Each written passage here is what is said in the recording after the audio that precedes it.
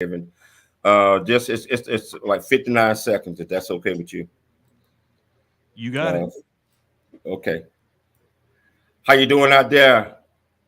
Facebook, Zoom, YouTube. Welcome to the James Cooley Show. We got an absolutely fantastic guest. So we're getting ready to get this thing started because you're gonna learn a lot of different things right now. So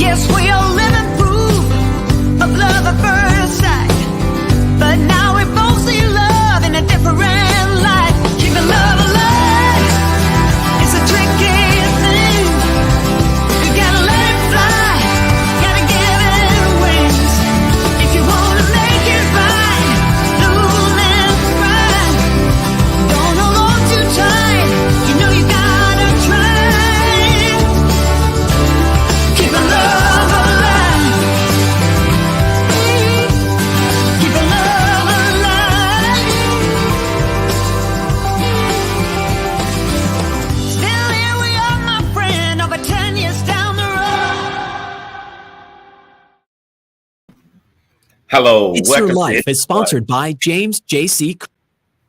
No, run it, Kevin. Run it. It's Your Life is sponsored by James J.C. Cooley. Life is a series of circles and cycles, phases and stages. These are your experiences that teach you the lessons of life. You can either ignore them or embrace them. Welcome to the James Cooley Show. It's Your Life. James is a motivational speaker, author, military veteran, and founder of the James Cooley Foundation. James is here to equip you to strive for greatness and to overcome adversity. It's time to get equipped today for the challenges of tomorrow. Now, here's the host of It's Your Life, James Cooley.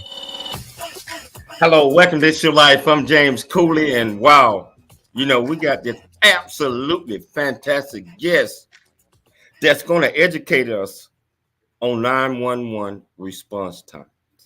And it's so prevalent right now because of what's been happening in the last couple of weeks, and especially if you've been watching the news. With the shooting that happened in Texas, not too far from where I'm at right now. And it was a tragedy. And I don't know if it was a 911 time that was required to report it, because I think that they tried to report it in the right amount of time. But I'm talking about just getting an understanding of what this time should be or might be. And we got an expert that's on how the 911 response time, and how we could potentially do better, how the systems that are out there and the mechanisms that might help us save lives. It's all about saving lives. And so I am so looking forward to this conversation today. And I hope everybody had a wonderful, wonderful Memorial Day weekend. And it's just, I believe that we are on hard times right now. Kevin, what you think, Kevin? Kevin, I don't think Kevin is hearing me. But anyway, I want to get to this guest. And what we're going to talk about today is 911 response time. Can we do better? And we got an interview with this personal security specialist, Robert M. Adams. And he's really going to educate us on a lot of different things that we might want to take in consideration, we might want to consider.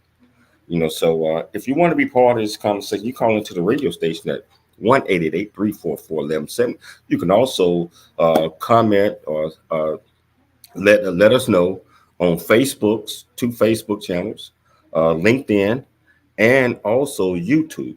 So if you want to be part of this, and I think that you might want to be part of this great conversation, please by all means join in. But I tell you, I want to tell everybody about the purpose of the show today. The purpose of today's show is getting to know the co-founder of National Red Alert, Robert M. Adams. Also discuss how National Red Alert Incorporation employs event-driven information system patented in conjunction with ComBadge to provide a rapid response emergency service system, a security system. Discuss how fast is the 911 emergency response where you at in your area. Is it fast enough? Can it help save lives of community members, family members, anybody in your community? Also discuss emergency response time, which can be the difference between living and dying. And we all need to have an understanding of this. But most importantly, discuss how the U.S. regulatory estimate that as many as 10,000 lives could be saved every year by reducing 911 response time by just 1 minute. By just 1 minute. So let me tell you a little bit about the guest. I mean, just like I said, this guest right here is an expert, and he's a co-founder of the National Red Alert Incorporation, which, just like I said, is employed driven information patenting. Robert background is in security with first prevalent in the mid 1980s, spanning more than 2 decades. He's the chief executive officer. He was the chief executive officer of RM Adams and Associates, and also he do he's doing so many things to make sure that the industry is aware and that the industry understand the different technologies out there to save lives. Without any further delay, I want to bring on the air Robert M. Adams. How you doing, sir? Thank you very much for that introduction. I have to sit up a little straighter after hearing all those nice things. Thank you for having me. I'm excited. Oh, it's an absolute pleasure. Yeah. You know, when the topic were first presented to me, we have to talk about these things. We have to talk about 911 response time. We have to be able to educate our listeners uh, in the world, actually, on what we can do better to save lives. Because I think it's all about saving lives. So, Robert, can you please tell our listeners where you grew up and what lessons your family taught you that you live by today? Well, that's a great question. I grew up in upstate New York in a little bitty town in the Finger Lakes region of New York, which for half a dozen days a year has great weather. The rest of the time has snow and cold.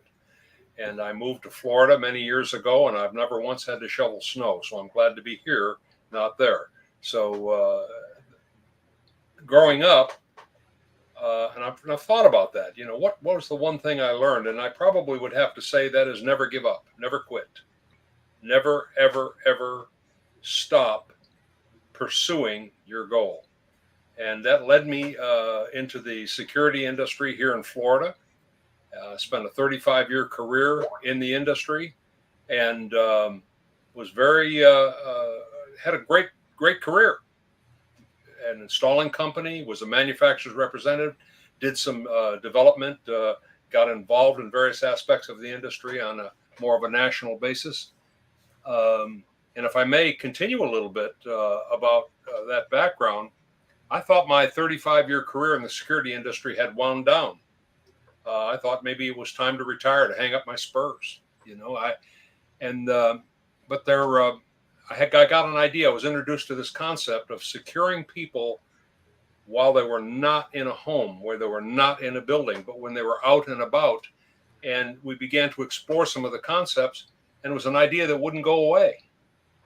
And so I asked myself, first of all, am I going to just go sit on the porch? Am I going to just quit? Am I going to not be involved? all of the things that I've learned over the years, over a lifetime career, what are we just going to let those fade into the background, or are we going to put them to use? That was the first thing. And the second factor was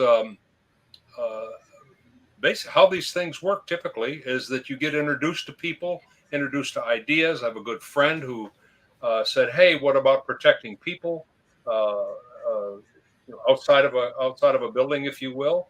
And I had another old friend who had some patents, and I began to put the pieces together.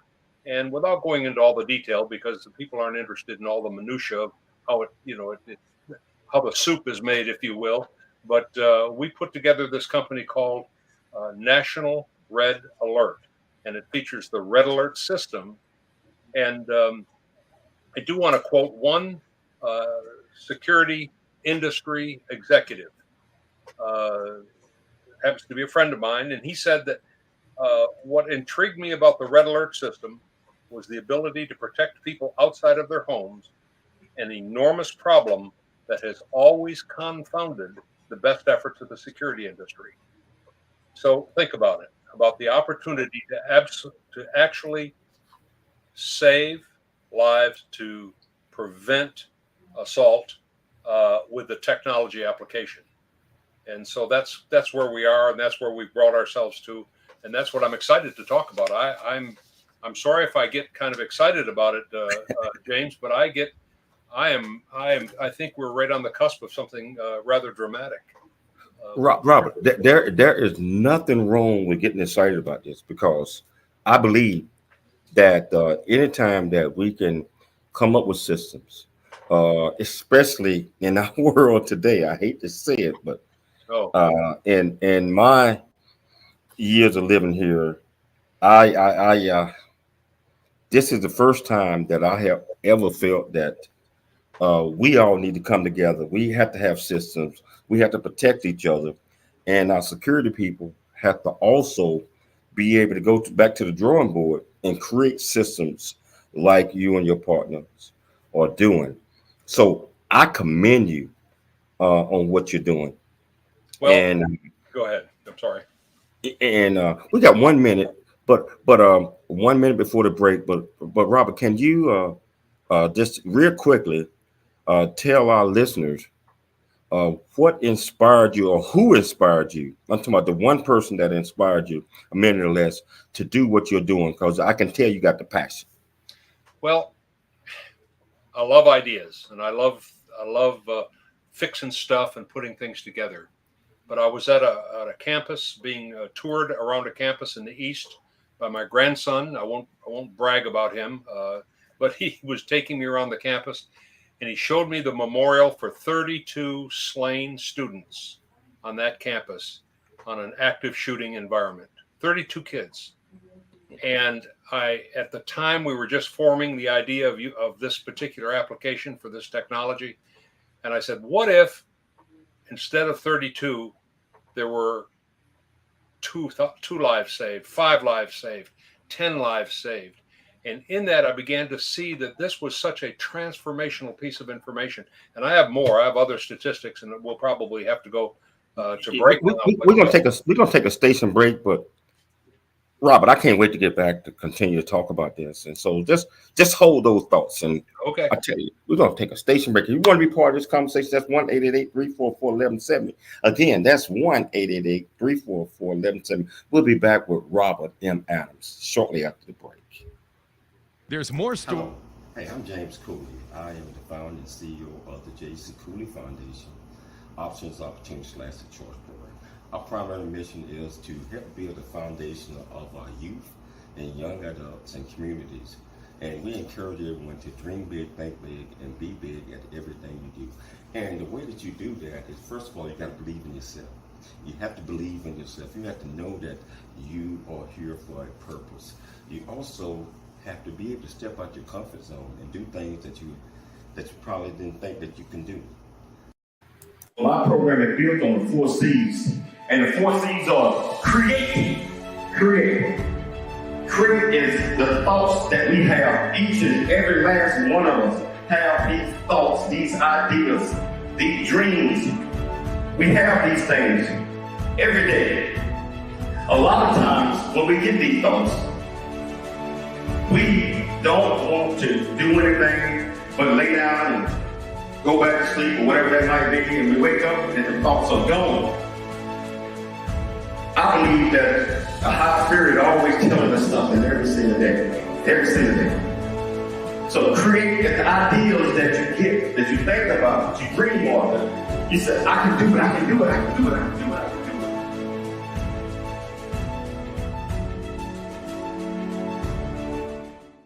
it. Nation makes a difference regardless of size. The J.C. Cooley Foundation thanks you in advance for your contribution. Country Boy, City Boy, A Journey That Ain't Over Yet, the true life coming of age story by James J.C. Cooley. Using humor, wit, and engaging storytelling, James paints a picture about his arrival in a rural deep south town and realization that life would never be the same. Cooley lays out his struggle to adjust from city life to country life and back again, sharing his hard-earned lessons to educate, encourage, and enlighten our next generation of leaders and heroes. Get your copy of Country Boy, City Boy, A Journey That Ain't Over Yet by James J.C. Cooley, available on Amazon and everywhere books are sold. Streaming now on the Answer San Diego app and Odyssey.com.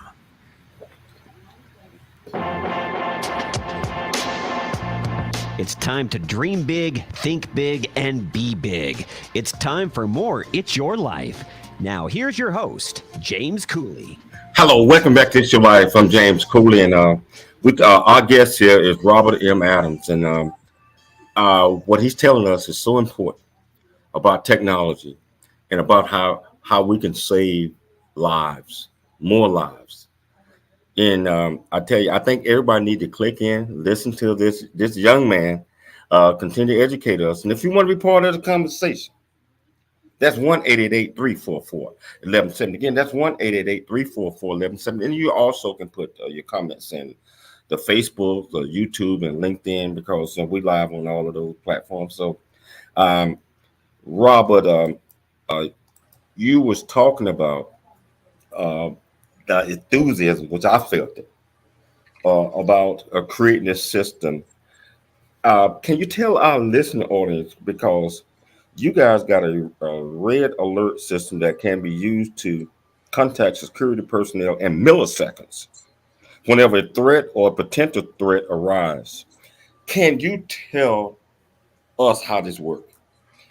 Well, I can tell you what happens if I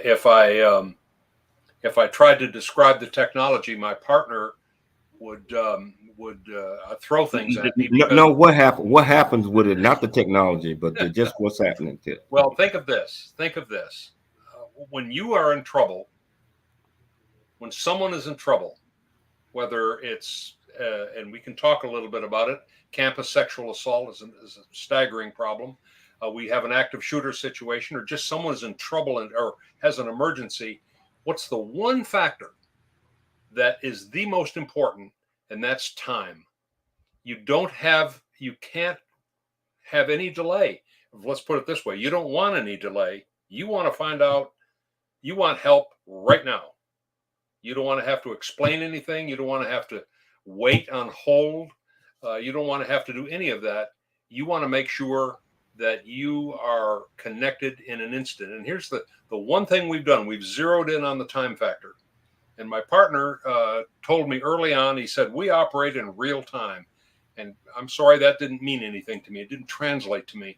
And so I had to get my mind around what it was so that I could talk about it. And that is that the red alert system communicates who the person is that activates it, where they're located, and connects with live audio and, if necessary, video connection in nanoseconds. Now, a nanosecond is, again, it's fast. You flip a light switch, the light comes on. Actually, there's a little delay there if you're really, just a fraction of a second. That's how long it takes for, let's say, in this particular case, a campus authorities to have on their phone, on their device, they know who's in trouble, they know where they're located, and they're in contact with them. And imagine that shooting thing that I mentioned earlier. Imagine instead of the cops, the campus police wondering what's going on, being milling around a little bit, trying to get intel, trying to figure out what to do, where the problem really is it someplace else? What if there were 2 or 10 or 20 or 50 students all activating the ComBadge on their phone, and all of that information is consistent, and now the campus police can respond as quickly as possible with great intelligence, and now we have a chance to save lives. And wow, very candidly, that same technology translates to, and I don't mean to get off the shooter, and I want to make a point here, if I may. It's so easy to pile on police or pile on processes and so on and so forth. We don't want to do that. This business of the shooting in Uvalde it's such a tragedy. It's such a heartbreak. And we can't second guess. We can't say what if. But it's those kinds of situations that we know that our technology will provide one key, and that is instant communication, instant intelligence, so that the police and the emergency officials, they can respond in an optimum fashion. There is no holdup. There's no lack of information. And that's the kind of thing I think that can be life-changing. Okay, so you mentioned this, and you mentioned what your device do. Now, and you also mentioned phone. So that means there's an algorithm. I'm an engineer myself. So. Oh no. So there is something that's related to the technology that you load on your phone. There's got to be something. So we call it algorithms. And that's what we call it. I don't know what you guys call it, where people are asking right now. They're like, okay, how do I get this on my phone? Is it just an app, or is it just? So they want to know more about what you're talking about. Well, think of it as a comprehensive system. It's not just the badge, what we call our ComBadge on the phone, and it's not just an app, although there's always an app involved, but it involves an entire network of communication with our server central, if you will, and we communicate in real time with a central station. And now some institutions may not want the central station involved. They may want to have only their personnel involved. And some would say, well, we want to be notified immediately. I'm talking about like a campus police, and we want the central station to know that. So it can be any combination of. We're not limited to just one output. We can be involved with any number of people who need to know this, emergency people that need to know this. And the beauty of the technology is that we leverage what is already in your phone to a great degree, so that we take that technology, if you will, add our secret sauce to it, our patented platform, and now we can communicate. And the person that's using this system is placed in the database, so that they are now part of this system, if you will. They're in the database, so that when they activate it, they don't have to send out who they are or anything else like that. The system knows, and it's instant notification. So Robert, so say that I was interested in using this technology. What would I have to do in order to get this technology and put it on my phone or any other devices that guys might have? Well, I'm going to answer this maybe a little bit differently. One of the things that I would want you to do is to come to our website and to join us and invest in our opportunity to bring this to campuses. That's one piece of this information, but it's going to be a product. The triggering device will be a product delivered to the individual, either on a campus in a kiosk format or delivered and sent to you. And you would simply register that information and register your personal information, and you'd be entered into the system. And that way, we simply follow the instructions that are part of the application. Wow. So you saying that you guys have website training or something that is going to educate the public on how to do this and where they might want to invest in this as well, and that you guys are past the beta stage of this, I believe, right? Yeah. I want to make a point here. Our focus initially is on college campuses. Now, it has an application for hospital campuses, corporate campuses, certain environments outside of, a defined campus, but primarily our focus right now, and again, we have to start someplace, and we're starting in the college campus environment. And here's why. First of all, the problem on a college campus. I will tell you, the statistics on campus sexual violence are staggering. I had no idea. But with undergraduate females, approximately 27% of undergraduate females and 7% of males experience rape or sexual assault during their time as an undergraduate.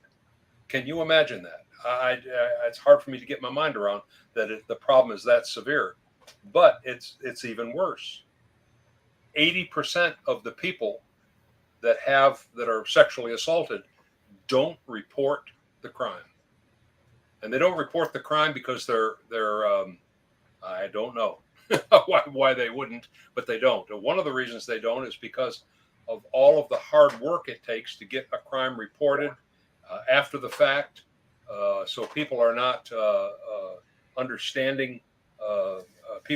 People are not. I guess they're just afraid to come forward, afraid to get involved, don't know what to do, as opposed to being able to take the ComBadge, take their phone and simply press a button, and they would be instantaneously connected with the campus police.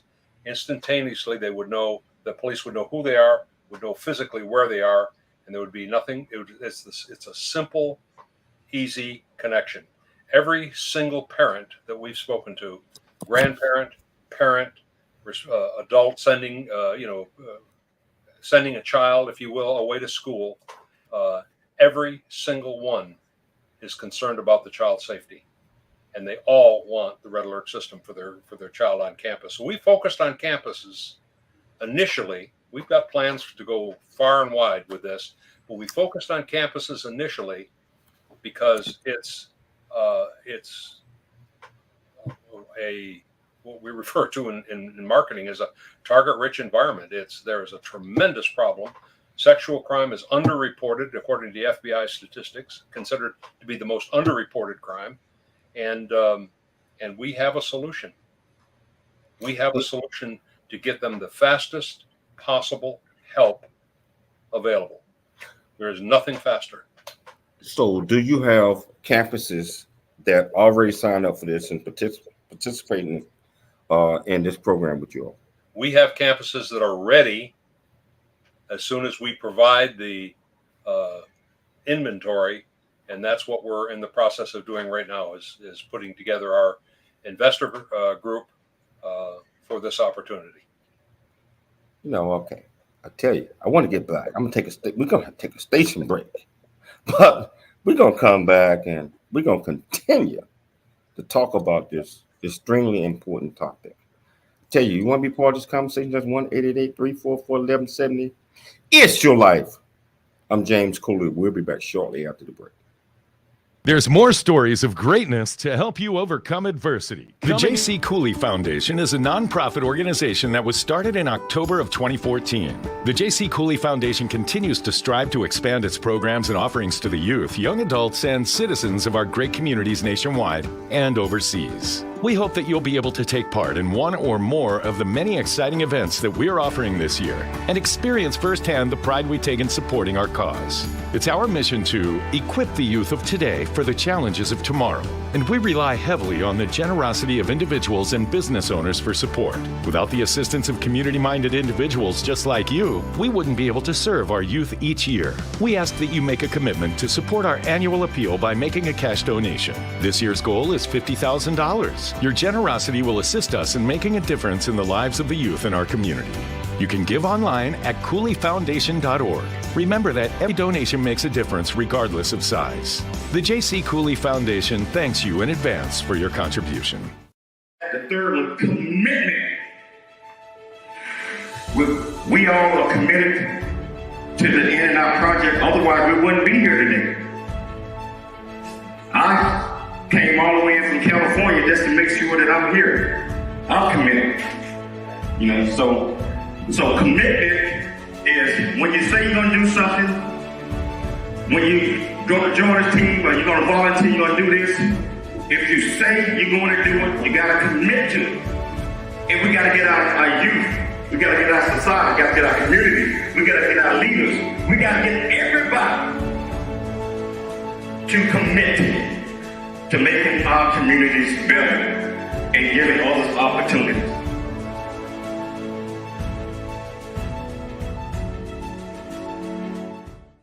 Audio version of Country Boy, City Boy, A Journey That Ain't Over Yet by James Cooley on Amazon.com or wherever audiobooks are sold. The Answer San Diego, streaming now on smart speakers and Odyssey.com.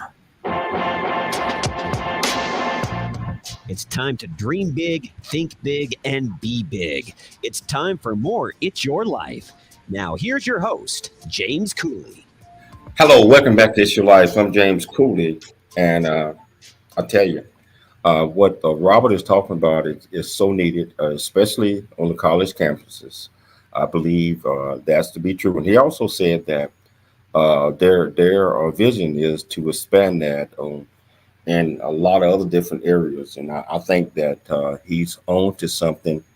And I think we need to open up our arms and embrace the technology, at least learn more about it, at least evaluate that to see how that's going to help us out, how it's going to help our kids out, how it's going to help our communities out. So I'm all on board with this, and so Robert is really bringing it to us. Robert, now you talk about 911 time.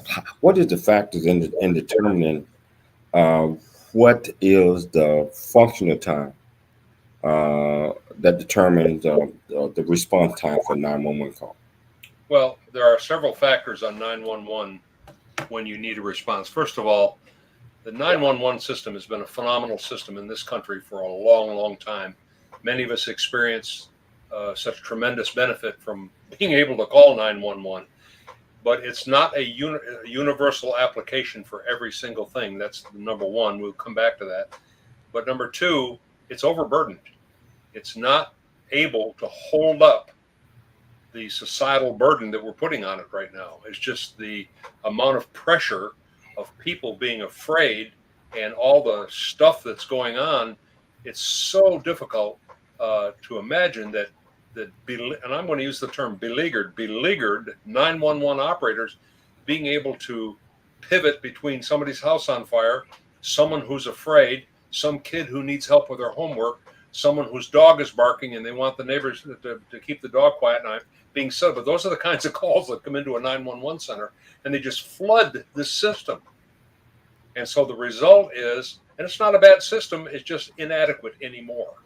And so what happens is that there are delays. First of all, there's a couple of delays. Number one, and I want to boil it right down to someone who's in trouble. Imagine a young woman is walking to her car, and it's not bright and shiny, it's dark. And what is she going to do? She sees a guy, what's she going to do? Say, hey, wait a minute. Hang on while I wake my phone up. Hang on while I find the phone app, and hang on while I dial 911 and tell them I'm uncomfortable. That's silly, but that's what the 911 system is going to direct them to do. And it's what do they do? Number one, they've got to stop and fumble for a phone and fumble for an app. So there's a time factor. Another time factor is the actual dialing of the phone and the risk of being put on hold. I hate to say it, but the system is so beleaguered that people can get put on hold. I've heard some horror stories. I've heard people on hold for 30 minutes or more. And that's, I'm sorry, that's too late. And then the person, particularly if they're in trouble, particularly if they're upset, they've got to explain where they are, explain what their problem is, and try to convince the operator that they need help right now. And that combination of effect, if you will, combination of events, we're talking, oh boy, if it's super fast, it's minutes. And it could be 20, 30, 40 minutes before there's any real help coming. So what happens, and this is, I'm going to use a term that's not very popular, but what happens is that very often things like 911, things like camera systems, and so on and so forth, they're good for finding evidence after a crime. They're good for forensic purposes, but they don't help the person in trouble too often. So what you're saying is it's some type of trigger that's in this system or in this app on your phone that can notify a system, at least that this person might be experiencing some trauma or having a problem. Can you go into that a little bit more? Imagine, we call it a ComBadge. It's about the size of between $50, maybe a little larger than $50, if you will. And it's loaded with electronics. There's a microprocessor in there. There's a battery in there. There's other devices in there. And I'll get in trouble with my partner if I go too much farther than that. But in this electronic device, it fastens to the back of your phone. It's just stuck to the back of your phone, if you will. And it's there. It's just part of the landscape of your phone, if you will. And so you know it's there. And in order to trigger, that's the triggering devices. It's not the whole thing. It's just it triggers the whole system. And you, the user, are saying, and you're raising your hand and saying, I need help. And because of the way the system is put together with all of the integration, we are able to get that information to the proper authorities in nanoseconds, in near real time. And that's just, there's nothing that even remotely comes close to it. I want to mention one thing that I read along this line. I actually read it on the internet from a lady that I follow on my LinkedIn site. And she said, and this kind of underscores why we're so passionate about what we're doing. She said, and this woman has like 20 or 30,000 followers. She's very active. She said, every woman I know has held her keys in her hand as she walked across the parking lot. Every woman I know has made a fake phone call in a cab. Every woman I know has had to enter a shop to avoid being followed at some point. Every woman I know has had a man threaten her safety in some way when she had to say no to a date. And then she finished by saying, my heart goes out to all the women in the world today. This is Ms. Steven. So imagine this ComBadge, if you will, being on the back of your phone, but additionally, imagine it also on a key fob on your car keys, on your key ring. So if you've got your keys in your hand and your phone in your pocket, or you've got your phone in your hand or in your pocket so you can simply slide in and touch it, you are literally one touch away from instantaneous communication with the authorities. And not just a little ping that goes off, but intelligent information. So what I'm getting at is how you trigger this. And I think you have to touch the device. You have to touch, I believe that's what you're saying. It's a button. Yeah, it's a recessed button in the device, and press it. It's a tactile feel. Is it easy for the user to get to it just by, suppose what happens if they accidentally touch that button? That's a great question. And that's one that comes up often. First of all, the ergonomics of the button itself, the tactile portion of the button is recessed below the edge of the button itself, the edge of the device itself. So it's very difficult to inadvertently trigger it. But secondly, we have protocols in place. Let's say that you accidentally activate your device. The protocol could be set up, and it would probably be set up so that you'll be asked, if you don't want help immediately, to provide your password. And if you don't provide a password or some sort of a stand down code, then they respond immediately. So the point is, we've got a couple of layers of protection in there against that, and also there's some issues of education. So yeah, there's a lot of factors that go into that very issue, but it's a tactile feel button on the back of your phone that is part of the electronics package that goes in there. Wow. So you stated that at least 10,000 deaths would be preventable with a fast emergency response time. 10,000, where did that number come from, first of all? And can you explain that to our listeners? Well, these are FBI statistics, and these are statistics that are gathered from various departments across the country. And the problem with statistics is that it can be made to say anything you want. If I said, well, what are the statistics for 911 delay in the city of Chicago? Well, let's say I just said that. Well, I'm sorry, it could be in hours, the delay, or the city of San Francisco or in LA, particularly if there's a disturbance or something like that. You can't even count those. You have to pretty much throw those out. Now, I live in a relatively small community here in Florida, and the 911 response time is pretty good. I mean, probably 10, 15 seconds to start talking to an operator, and maybe 30, a minute or 2 or 3 before you have somebody show up here. We've had unfortunately a couple of occasions where we needed the 911 ambulance, and so 2, 3, 4 minutes, that's great. So, but if you take the collective average, it's not a pretty sight. And if you are in trouble, then and I would ask the question rhetorically, how much of a delay is okay before you contact somebody? What's okay? What are you willing to put up with? And the answer is, when you're in trouble, you want response right now. You don't want to wait a second. You want and that's what we provide. That's what our technology provides. We drill down on that issue of speed. We solve for speed ergonomically with the design and the placement of the device. On the other side, we provide for speed by giving the authorities good quality, actionable information. And then in the middle, we communicate that in nanoseconds. Nothing's faster. Wow. I like you guys. I'm getting excited about it, James. I'm getting excited too. I got to ask you this question. So would you say that our current 911 emergency response system is functional, broken, or somewhere in between? Well, we know the answer is in between. We just can't in some cities, some municipalities, technically, as far as the technology of 911, the technology of 911 works. It's the overload on the input on the calls coming in, and it's the difficulty of the employees, the operators, if you will, being able to handle it, and just basically just an overload, if you will, of the system. So the 911 is not the villain here. We are at a difficult time in our society, and people are increasingly afraid. And we have provided a technology solution that we hope will become universal. We hope it'll become ubiquitous in this country.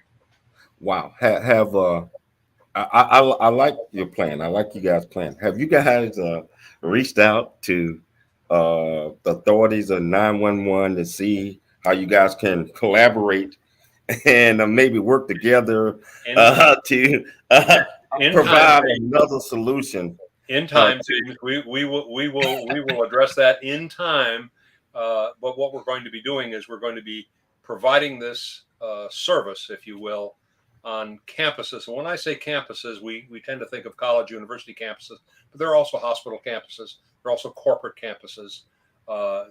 These environment where we have more of a captive type of situation, we're going to be proving this over and over and over and over again with vast numbers of users, and we will basically almost become a foregone conclusion that the municipal. In fact, we are in discussions, preliminary discussions through one of our distributors, preliminary discussions with a municipality, because they may want it for the city campus, if you will, for the city employees.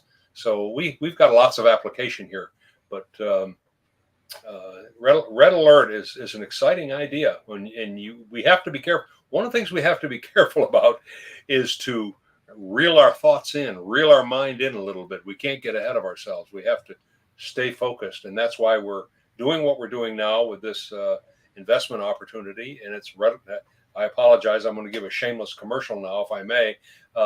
nationalredalert.com. And I'm going to ask people that are listening, if they're interested, go check us out and consider joining us in a mission, because we view this as a mission. This is not just a thing, this is a mission. We have an opportunity to save lives, and we're excited about it. Wow.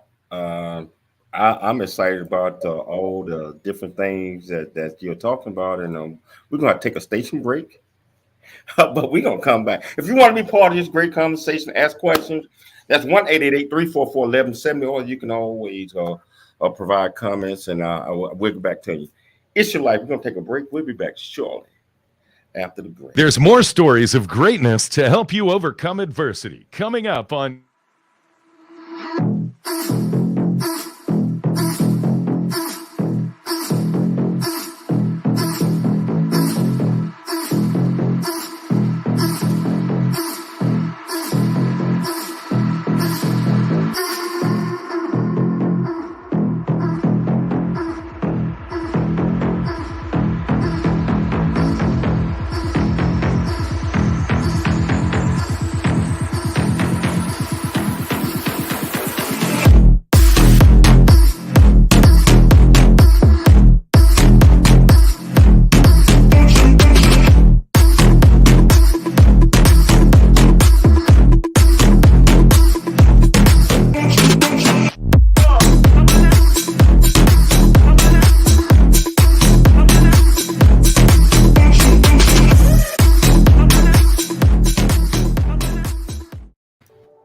Noah Dingley here, producer of The James Cooley Show, It's Your Life. And the new audio version of James' book, Country Boy, City Boy, A Journey That Ain't Over Yet, is a must-have. James shares his true life story of struggle and success in America.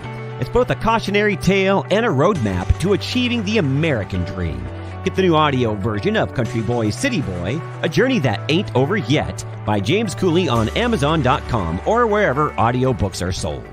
Your copy of Country Boy, City Boy, A Journey That Ain't Over Yet by James J.C. Cooley, available on Amazon and everywhere books are sold. Streaming now at theanswersandiego.com and Odyssey.com. It's time to dream big, think big, and be big. It's time for more It's Your Life. Now, here's your host, James Cooley. Hello, welcome back to It's Your Life. I'm James Cooley, and we got Robert M. Adams. And, I tell you, I'm loving what I hear from this man. I love the vision. I think that we always have to embrace new technology. We have to be open-minded. We have to be willing, and all of us have to be on the same path for saving lives. And everything that he has said, I love. And I think that over time, it's going to evolve, and him and his partners and other agencies, hopefully the government team up with them as well, to help improve our security systems that we have available right now. So it's still not too late if you want to be part of this conversation with Robert M. Adams. That's 1-888-344-1170. Okay, so I got to ask this question, Robert, because you know what just happened at the elementary schools and grocery stores. But let's go back to the school, elementary schools, or do you envision this technology, parents embracing this and a lot of our kids, we make sure that they have a cell phone. Right? I mean, they make sure they have a cell phone. Well, we make sure that they have, I'm talking about our kids have a cell phone or whatever that is. Do you envision when this technology is fully implemented and the world get a hold of it, it can save lives on school campuses, not just colleges, but I'm talking high school, middle, and elementary school. What are your thoughts on that? Well, that's a great question, and I'm glad you asked that, because the implication, if you might be that, oh, it's just college. No, particularly in the shootings, we've had a terrible problem with the elementary schools and the secondary schools. So if the child or the student, if you will, is responsible, sure, they can have the red alert system on their device. But what about all the teachers? And what about all of the people, the employees in the school system? Why can't they be involved and have their red alert system available? That would, they're the ones that see a threat. Imagine this. Imagine someone sees a kid, I'm sorry, I may be stepping on some toes here, but imagine someone sees a young man walking down the corridor of a school and he's got a gun. Nothing's happened yet. Maybe they even think this guy's got a gun. What if at that instant or that moment, the teacher who happened to look out the window, if you will, of the classroom, hit the red alert ComBadge button on the back of her phone, and immediately the school would know what was going on, the authorities would know where the call was coming from. They would be in communication with her, and they would know the exact location. What if that happened? Could that scenario possibly stop an active shooting in the process? I think the answer is yes. I think we know the answer to that. So to answer your question, I very candidly, I'd be uncomfortable with kindergartners running around with a red alert system on their phone. I'm sorry, this seems a little extreme. No, but what I was saying, Robert, was we give our kids phones, especially when they're 9 or 10 or 12. Sure. We put that on their phone. They're gonna have a phone anyway. Sure. And I don't see anything wrong if this technology turn out just how you explain it, is having that technology on that. Because we as parents, we care. Oh, man. Actually, I'm talking we should care. Everybody care. I'm talking about, but in today's world, Robert, what just happened last week, wow, we have to come up with some solutions, even with our kids, because you've been watching news just like me, and several of those little 10-year-olds were trying to call 911. At least I'm going by what the news said. Oh, yeah, what a tragedy. And so one thing I got to ask you is, with your device, do that give a location of where down to about 3 feet, down to about a meter?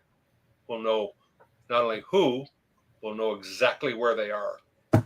Can you talk about that a little bit? Because I know that our audience is probably locked into this, because this is a very important topic to be talking about. Well, there are two or three technologies. The one that I happen to know about is GPS. Everybody knows about that. That's employed, but there are other locating technologies built into the system.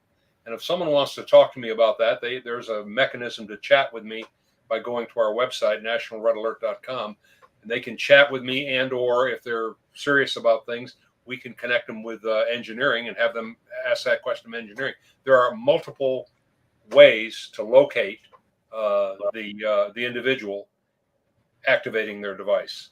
We're not just limited to one.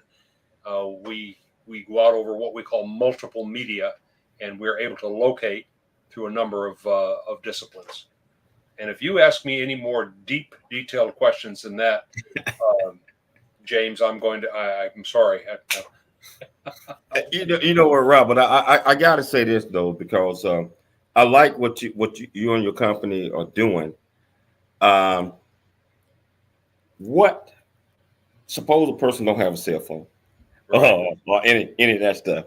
Right. And so, are you guys thinking about any other updates or so? I know you guys laying this out right now, but how that would interface if a person did not have a cell phone, had a laptop, whatever that might be. I don't know. Can you talk about that a little bit? Well, yes, it's a good question. A lot of people would ask that. The reason that we're integrating with cell phones at this juncture is because there are 300 million cell phones in the United States. And that's a lot. There's a lot of stuff there to cover. But yeah, and we have a number of designs. I've talked to my partner, and he assures me that we have a number of ways that we can get this into action, if you will, this technology. That don't necessarily require a cell phone. It's just that we're using the cell phone initially. Exactly what form it would take, I don't know. I know the same technology is used on a worldwide platform in agriculture, in gold and diamond mines in South Africa, in North Sea oil. This platform is just an amazing platform, this patented platform. And what we've done is we've taken that technology and we've applied it to this particular desperate situation that we have in this country. And so this is a new application, but it's a proven, established technology. And that's one of the reasons I like it. That's one of the reasons I'm so excited about it, is that we're not trying to invent anything. What we're doing is we're just taking what has existed in the background and bringing it out and using it for this potentially life-saving environment. Wow. Okay, so what's next for you guys? Well, what's next for us is to get our first pilot campus going. Like I said, we have targets for that, and so we're in the process of we have an investment offering for accredited investors who want to join us in the mission, and that's how I always say it: join us in this mission. This isn't something for someone who, well, yes, it could be for someone who wants just to make a cold hard investment. That's fine, but we can't separate the business from the mission. We can't. We've thought about it. Well, should we? No. This is about something that's transformational, something that would make such a profound difference in people's lives and our life. And as well as other people's lives. So that's an important factor. So we do invite people to come to nationalredalert.com, check us out, watch our video. We've got a video on there, a little 2-minute video about how this the Red Alert system works and what it entails. And I think if they see that little 2-minute video on nationalredalert.com, it's right on the homepage, they'll get it and they'll understand what we're doing and why we're different. Wow. We're down to the last minute of the show. So just tell our listeners how they can get in touch with you guys real quickly again, because I think you're going to have a lot of people going to be reaching out to you. Can you do that real quickly, Rob? nationalredalert.com. There's an opportunity on that website if you want to instant message me. I promise I will get back to you if I'm in front of my computer or my phone. But you can also schedule a phone call with me. I'll be glad to chat with you. You can send us an email. There's lots of different communication pathways there. But there's also good information. And we would invite anybody to come and look at nationalredalert.com. Robert, I want to thank you so much for taking the time to come on the James Cooley Show. It's Your Life. I want to thank Jordan. I want to thank Crystal for setting us up with you. I tell you, we always going to be bringing great guests like Robert M. Adams.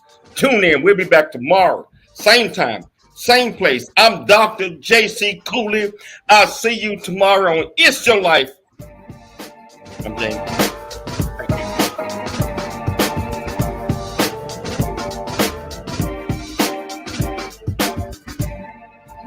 Thanks for joining us for It's Your Life with James.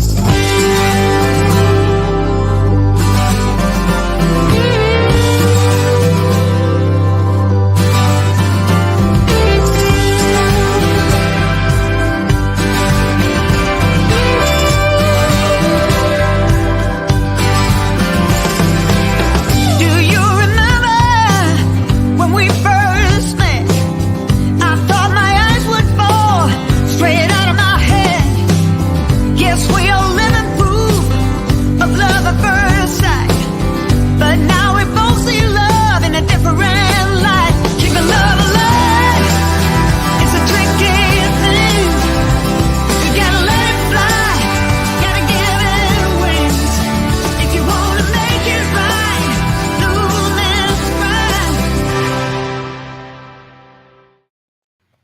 Hey, Robert, can you hear me? I can. Hey, man, that was absolutely fantastic, my friend. I apologize.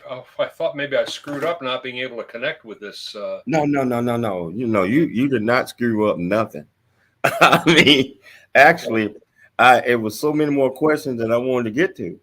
I've got other stuff here. I mean, I've got. Hey, my friend. Hey, thank you so much. Well, thank you for taking the time to come on the show. I tell you what, as you guys progress, I get in touch with Crystal and we get in touch with Jordan. They are absolutely fantastic PR folks, and we love them to death. And so we'll get in touch with them as you guys progress with the company, the layout, and all that stuff. Michelle and I might reach back out to you guys again. Anytime. You don't know this about me, but I imagine you can suspect that I'm not real shy, and so I love talking about Red Alert. I love talking about. I love being passionate about what we do, and this is what we're doing. And I don't get into it on the show, and I don't want to have anything to do with it on the show. But my Lord is in this, and I'm excited about that. So wow, I can tell. I can feel the enthusiasm, and as you know, I am kind of shy. Yeah, we got to send you to that remedial class to get over your morbid shyness, I think. Hey, but thank you so much, my friend. And when we're gonna reach out to Crystal and Jordan and thank them as well. I'm sure they're listening right now. And wow, this was fantastic. And I was serious about reaching out to 911 and the government and all that other type of stuff. Yeah, I remember an old sales manager told me one time. He said, "Look," he said, "you deal with the strawberries. What you want is raspberries. They're not ripe yet." So, no, I get it, my friend. Hey, thank you so much. Sorry about the initial problems. There was a mix-up.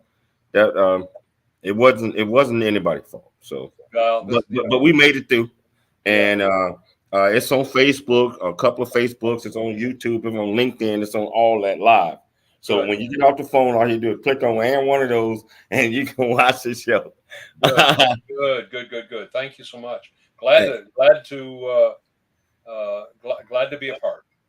Hey, Robert, thank you. You guys will be hearing from us again. Look forward to it. I really will. Thank you. Hey, thanks so much. You have a nice day. You too.